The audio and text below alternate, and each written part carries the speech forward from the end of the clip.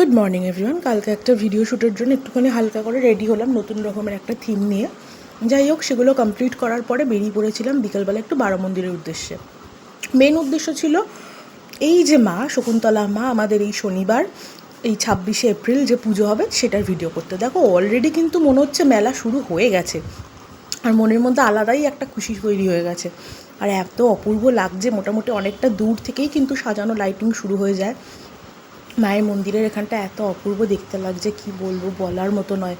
রাত্রিবেলা যখন এখানে ঝাড়বাতিগুলো জ্বলেছে না, জাস্ট অসাধারণ লাগছিল দেখতে।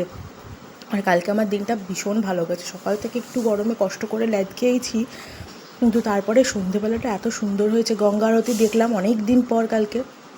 গঙ্গা আরতি দেখতে গিয়ে আরও মনটা শান্ত হয়ে গেল। আর দেখো, গিয়েই একটা মজাদার বিষয় দেখেছি, সেটা হচ্ছে না নৌকোটা না, এই যে এই মহিলা ব্যবহার অত্যন্ত খারাপ, কিন্তু আমার পাশে বসে বসে এরকমভাবে কন্টিনিউয়াস ঘুমোচ্ছিলেন আর পড়ে যাচ্ছিলেন, সাথে বইটাও ফেলছিলেন। আর দেখো, রিসেন্ট বারো মন্দিরে একটা অ্যাক্সিডেন্ট হয়েছে, মানে একজন ডুবে গেছিলো, তাই বন্ধ, কাউকে নামতে দেয় না। বাড়ি ফেরার পথে আবার দেখলাম মহাদেবের আরতি।